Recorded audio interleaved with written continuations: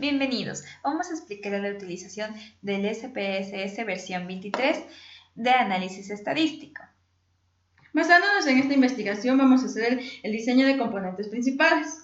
Vamos a realizar en esta ocasión el análisis experimental de un estudio basándonos en el río Chambo de la ciudad de Riobamba. Análisis de componentes principales. Este diseño factorial permite agrupar en equipos los parámetros utilizados en la investigación para conocer qué sucede con el problema investigado.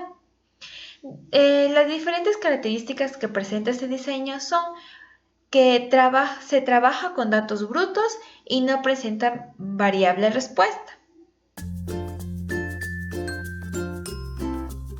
Primero, abrimos el programa SPSS y procedemos en vista de variables a insertar todos los parámetros. En este caso, en nombre va el nombre del parámetro que se desea realizar el análisis, el número de decimales con el cual uno desea que le realice, puede ser 2, 3, 4 o 0, lo que ustedes deseen. Aquí es importante tomar en cuenta en este punto la medida, que puede ser nominal o escala. Nosotros nos referimos a nominal cuando tenemos valores como, por ejemplo, alto, medio, bajo, pero en el análisis no puedes poner alto, medio, bajo, sino le insertas de la siguiente manera, dando valores numéricos a cada uno de los valores. En este caso, los valores están dados por 1 como punto 1, 2.2 y así, etc. Por ejemplo, vamos a insertar el punto número 10, que en este caso correspondería poniéndole como punto 10. Damos en añadir y se nos agrega aquí automáticamente. Ya. Listo. En el casillero de tipo tenemos varias opciones, en el cual generalmente suele estar en el casillero de numérico, ya que se trabajan con valores numéricos. Bien, en este tipo es de cadena, ya que los datos que nosotros vamos a insertar son letras. ¿Sí?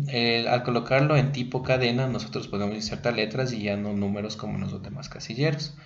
Sin embargo, en este casillero que lo hemos colocado de cadena, no interviene en el análisis estadístico. En vista de variables podemos ver el parámetro unidad, en el cual se encuentra en una medida nominal. Procedemos a ir a vista de datos. Aquí podemos observar en la unidad su valor numérico. Vamos a etiqueta de valor, en donde podemos ver cada uno de los valores de la etiqueta. Estamos en vista de datos. Aquí podemos ver todos los parámetros utilizados en la investigación y los diferentes resultados obtenidos de cada parámetro. Vamos a hacer el análisis estadístico del diseño de componentes principales. Vamos a analizar reducción de dimensiones, factor. Escogemos todos los parámetros en escala menos el parámetro que se encuentra en cadena. Colocamos en variables, damos clic en descriptivos y señalamos todos los parámetros que necesitamos en esta investigación. Descriptivos univariados, coeficientes, determinantes y las pruebas de KMO y prueba de esfericidad de Bartlett. Continuar. Damos clic en extracción. Utilizamos componentes principales, matriz de correlaciones y damos clic en gráfico de segmentación.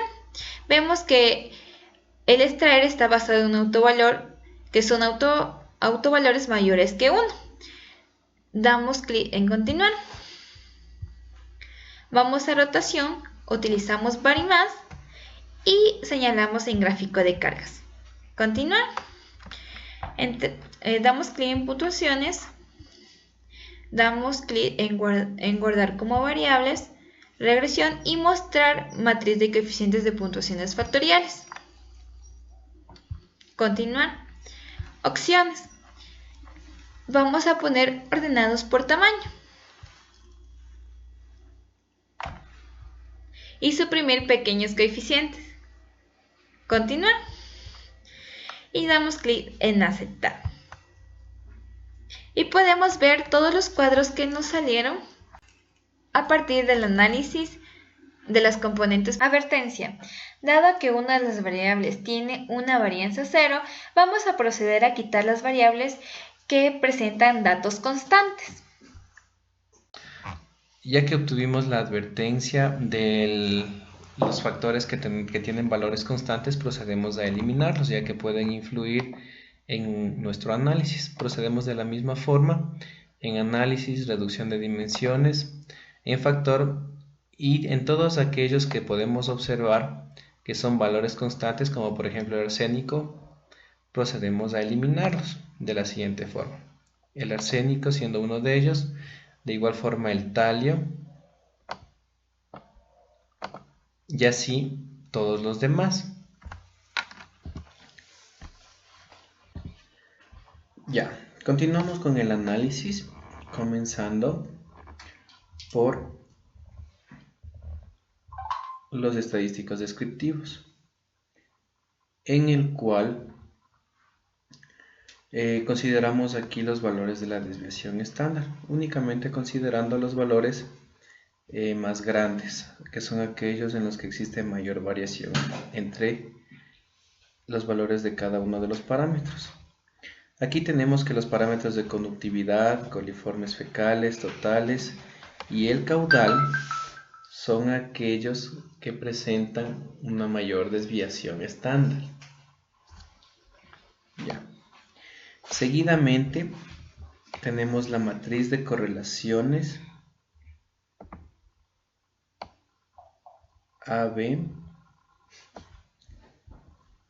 en la cual consideramos las diferentes interacciones que se da entre todos los parámetros, comparándolos unos con otros. En este caso, entre algunas de las intersecciones que podemos tener en este cuadro, tenemos, por ejemplo, el manganeso con el plomo. Aquí únicamente se consideran los valores mayores a 0.8. Por ello, y solamente números positivos. Por ejemplo, el manganeso con el plomo tenemos un valor de 0.877. El valor del aluminio en intersección con el manganeso, un valor de 0.889, etc.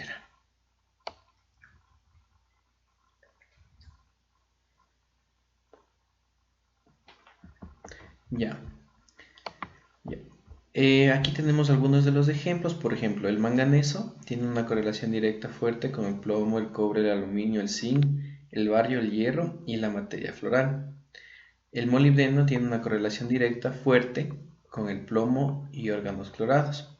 Y el plomo tiene una correlación directa con el manganeso, el cobre, el aluminio, el zinc, el bario, los sólidos solubles y la materia floral. Las comunalidades nos dicen cuál de los factores individuales son más importantes para explicar el problema. Y para ello tenemos que observar valores mayores a 0.4. En este caso, como podemos observar en el cuadro, todos los valores son mayores a 0.4, observando sobre todo en el casillero de la extracción. Considerando de este modo la interpretación que tenemos a continuación, ya que dados los presentes valores mayores a 0.4, que en este caso son todos aquellos son importantes para la explicación del problema y reunirlos en componentes. Esto significa que todos los valores mayores a 0.4 van a poder formar parte de equipos, los cuales se subdividen en el siguiente cuadro, que es la varianza total explicada.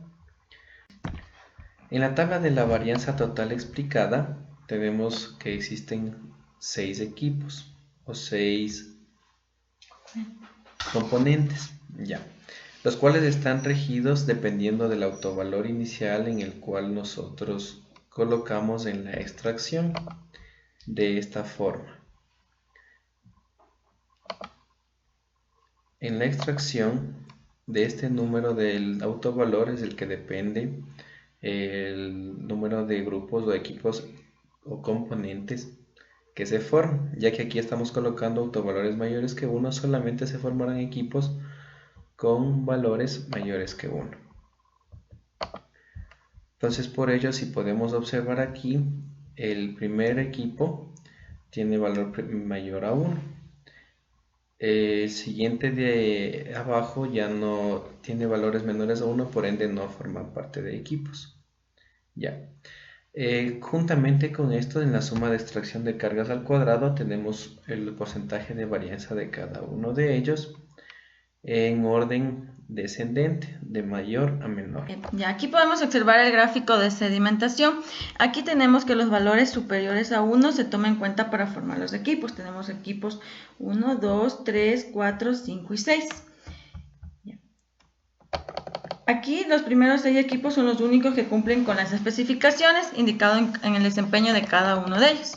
En la siguiente tabla podemos observar la matriz del componente, donde aquí se toma en cuenta comparando con los demás equipos. Tenemos aquí en sólidos solubles, tenemos de 0.966 en el componente 1, en el componente 3 menos 0.184 y en el componente 6 menos 0.135. Entre estos valores vamos a considerar el 0.966 para formar los posibles equipos. Tenemos en la matriz de componente rotado, aquí podemos ya definir los equipos en sí. Tenemos aquí al componente 1, pertenecen los siguientes parámetros, como son plomo, material floral, zinc, cobre, manganeso, varios sólidos solubles, aluminio, hierro, nitritos, boro y níquel. Asimismo, seguimos con los otros componentes, vamos comparando cada uno y viendo cuáles nomás son los equipos definitivos. En la matriz de transformación de componentes, aquí podemos observar si existe una correlación directamente fuerte o media o débil. Cuando es una correlación directamente fuerte, entonces está entre los valores superiores a 0.8. Como podemos observar aquí en el componente 4 con el componente 3, que es de 0.806, y así también tenemos una correlación directamente fuerte con el componente 5 y con el componente 6. Cuando es una correlación media, tenemos que es de 0.8 e inferior, y cuando es una componente baja, tenemos de 0 a 0.49. No se debe tomar en cuenta en sí para un análisis una correlación directamente fuerte.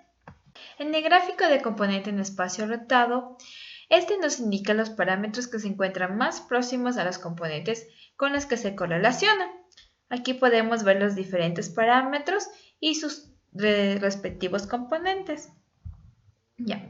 En la matriz de coeficiente de puntuación del componente, indica cuál es el modelo estadístico asociado al problema, lo cual se interpreta mediante una ecuación que podemos ver aquí, donde Y1 sería el componente 1 y las X serían los diferentes parámetros, como se puede observar, donde 0.93x1 es pH más 0.40x2 oxígeno menos 0.014x3 conductividad, como se puede observar aquí.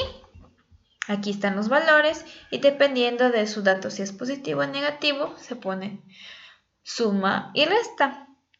Y dependiendo de su parámetro se pone x1, x2, x3, x4, x5. Gracias por su atención y esperemos que este video sirva para su vida profesional.